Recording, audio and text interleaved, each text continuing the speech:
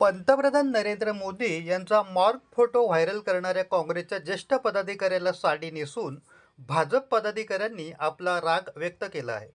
तर आपल्या ज्येष्ठ पदाधिकाऱ्याला अशा प्रकारे दिलेली वागणूक म्हणजे व्यक्ती स्वातंत्र्यावर गदा आणण्याचा प्रकार असून सत्तेच्या जोरावर भाजप पदाधिकारी ही मुजोरी करत असल्याचा आरोप करत 72 वर्ष वय असलेल्या या काँग्रेस पदाधिकाऱ्याबाबत भाजपच्या पदाधिकाऱ्यांनी दिलेली वागणूक म्हणजे व्यक्ती स्वातंत्र्यावर गदा आणण्याचा प्रयत्न असल्याची संतप्त प्रतिक्रिया काँग्रेसचे जिल्हाध्यक्ष सचिन पोटे यांनी प्रसिद्धी माध्यमांशी बोलताना व्यक्त केली. व्यक्तीने मोदीजींना साडी नेसवली होती आणि तो पोस्टर त्यांनी तुमच्या फेसबुकला आणि व्हॉट्सअपला ठेवला होता. त्यासाठी आम्ही याला साडी नेसून सत्कार करतो. भारतीय जनता पार्टीचा महापगारे उर्फ प्रकाश पगारे उर्फ मामा पगारे यांनी 2 दिवसापूर्वी काल परवा एक अशी मोदीजींचं साडी नेसलेला फोटो त्यांनी स्वतःच्या फेसबुकला आणि व्हॉट्सअपला व्हायरल केला होता. ते अतिशय निंदनीय काम केलेलं होतं. त्यांनी देशाच्या पंतप्रधानांबद्दल असं हे घाणेरडं काम त्यांनी केलेलं होतं आणि भारतीय जनता पार्टीचे पदाधिकारी आम्ही कधी खपून घेणार नाही.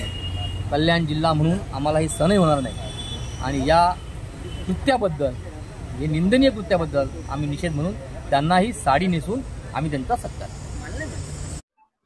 काल मला एक फोन आला साधारण 4:30च्या दरम्यानमध्ये की मी सुरेश पाटील बोलतोय, परंतु माझ्या कॉलर टोनवर बघितलं तर त्याच्यावरती संदीप माळी म्हणून नाव आलं.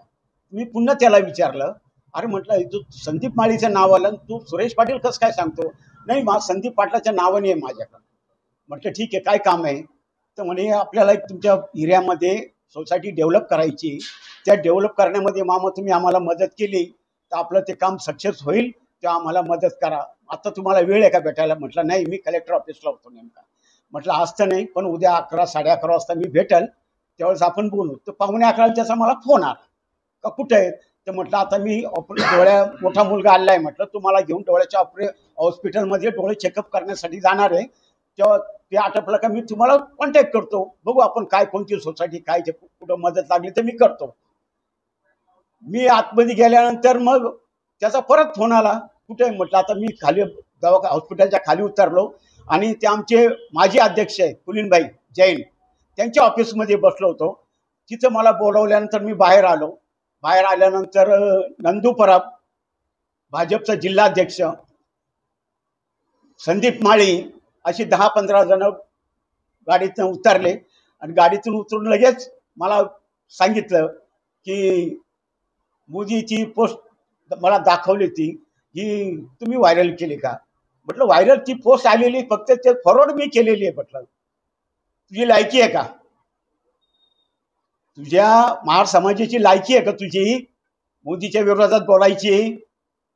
म्हटलं हे बघ, तुम्ही इतक्या वेळेस म्हटलं पंडित नेहरू असतील, राजीव गांधी असतील, सोनिया गांधी असतील, राहुल गांधी असतील, काँग्रेसच्या कोणत्या कोणत्या नेत्याबद्दल तुम्ही कशा पोस्ट व्हायरल केल्या? म्हटलं या अशी आमची व्यक्ती स्वातंत्र्याला तुम्ही गदा घालून आमच्यावर दबाव आणता का? म्हटलं मी कदापि हटणार नाही. म्हटलं तुम्ही मला साडी नाही आणखी काय करा, मी माझ्या तत्वाशी ठाम आहे. तुम्हाला जर मला ही पोस्ट वाईट वाटत असेल तर तुम्ही माझ्यावरती पोलीस स्टेशनमध्ये गुन्हा दाखल करायला पाहिजे होता.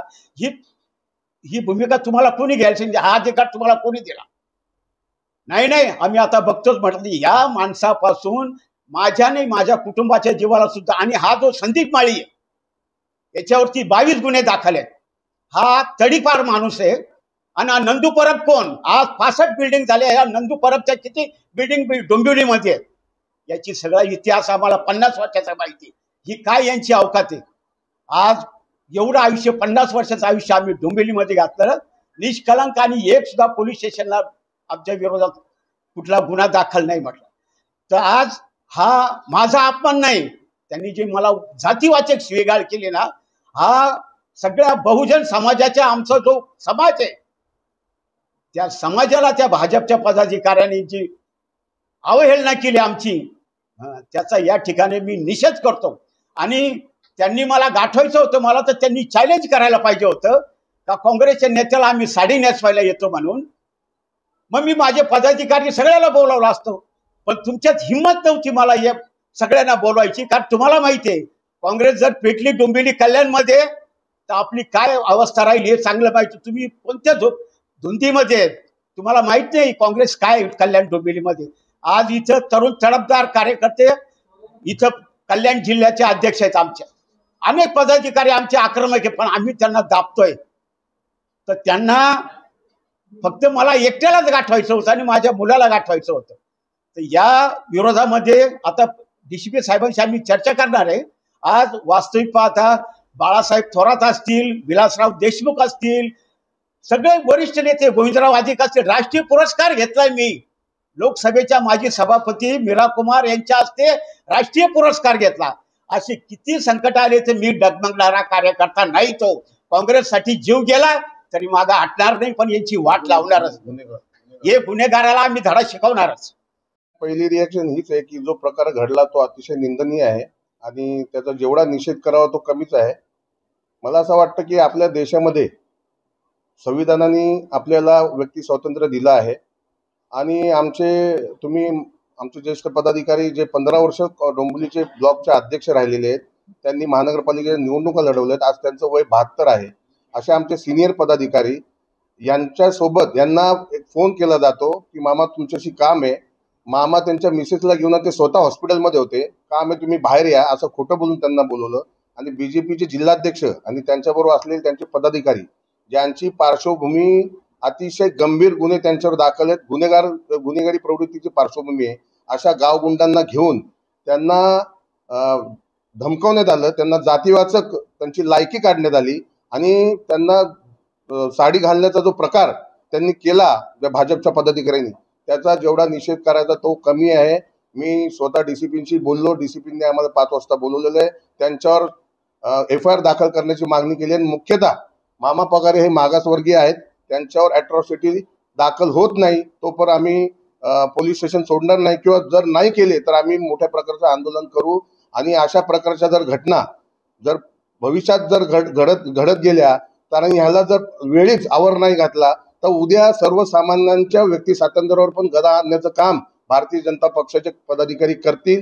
मला असं वाटतं, तुम्हाला आपल्याला सर्वांना माहिती आहे, गेल्या 11 वर्षापासून राहुलजी असतील, जवाहरलाल नेहरूजी असतील, इंदिराजी असतील, सोनियाजी असतील, मनमोहन सिंगजी असतील, काँग्रेसच्या अनेक ज्येष्ठ नेत्यांवर असे व्हिडिओ त्यांनी बनवून किंवा असे फोटो त्यांनी एडिट करून त्यांनी पोस्ट केलेले आहेत सोशल मीडियावर.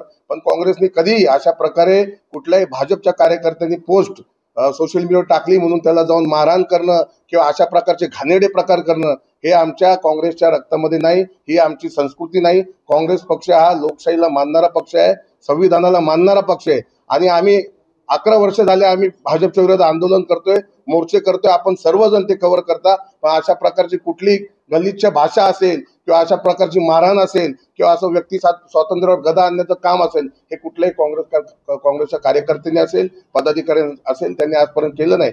आणि त्यांनी जो हा प्रकार जो केलेला आहे तो साडी घालण्याचा, खरं बघाल तर यांनी बांगड्या भरल्या पाहिजेत की 72 वर्षाच्या माणसाला तुम्ही साड्या घालता. तुमच्यात जर हिंमत असेल, ती पोस्ट त्यांनी व्हायरल केलेली नव्हती, ती त्यांनी पोस्ट बनवलेली नव्हती. मामांना जी पोस्ट आली होती जी त्यांना पोस्ट फेसबुकवर आली त्यांनी ती फॉरवर्ड केली होती. मग ही जी पोस्ट त्यांनी तयार केली, तुमच्यात जर एवढी हिंमत असेल तर ज्याने ही पोस्ट तयार केली त्याला जाऊन मारा, त्याला जाऊन साडी घाला ना. मी त्या पोस्टचं समर्थन करणार नाही. पंतप्रधान असतील किंवा विरोधी पक्षनेते असतील किंवा देशातले राज्यातले कुठलेही नेते असतील, यांच्याबद्दल त्यांच्यावर वैयक्तिक टीका करणं किंवा त्यांच्यावर वैयक्तिक पोस्ट करणं याचं समर्थन कधी काँग्रेस पक्ष करत नाही. जर त्यांना मामांची पोस्ट चुकीची वाटली होती तर त्यांनी पोलीस स्टेशनला जाऊन रीतसर मामांच्या विरोधात तक्रार नोंदवायला हवी होती आणि कारवाईची मागणी करायला हवी होती. पण असं खोटं बोलून त्यांना धमकी देऊन त्यांना जो त्यांनी साडी घालण्याचा प्रकार केलाय, ते मला असं वाटतं याच्यात मामांचा अपमान नाहीये. हा आपल्या देशातल्या व्यक्ती स्वातंत्र्य, जे लोकांकडून व्यक्ती स्वातंत्र्य, हा त्याचा अपमान आहे, हा लोकशाहीचा अपमान आहे. दाखल झालंच पाहिजे, अॅट्रॉसिटी तर दाखल झालंच पाहिजे. आणि त्याच्यावर अॅट्रॉसिटीचा गुन्हा दाखल होऊन 3 महिने आतमध्ये त्याच्यामुळे हा गुन्हा तुम्ही दाखल करावा अशी मागणी करा. पार्श्वभूमीवर त्यांच्याशी पण बोललेलो आहे की हा मामांचा अपमान नाही आहे, हा समाजाचा आहे. RPIचा अध्यक्ष त्याचं न बघता तुम्ही ज्या आणि त्यांचं वय आहे, त्यांनी केलेलं काम गेल्या 50 वर्षात निदान ह्याची तरी त्यांनी तमा बाळगली पाहिजे होती. अल्पावधीतच लोकप्रिय झालेला भारताचा बुलंद आवाज आपला Bharat channel subscribe, share, like आणि कमेंट्स करायला विसरू नका.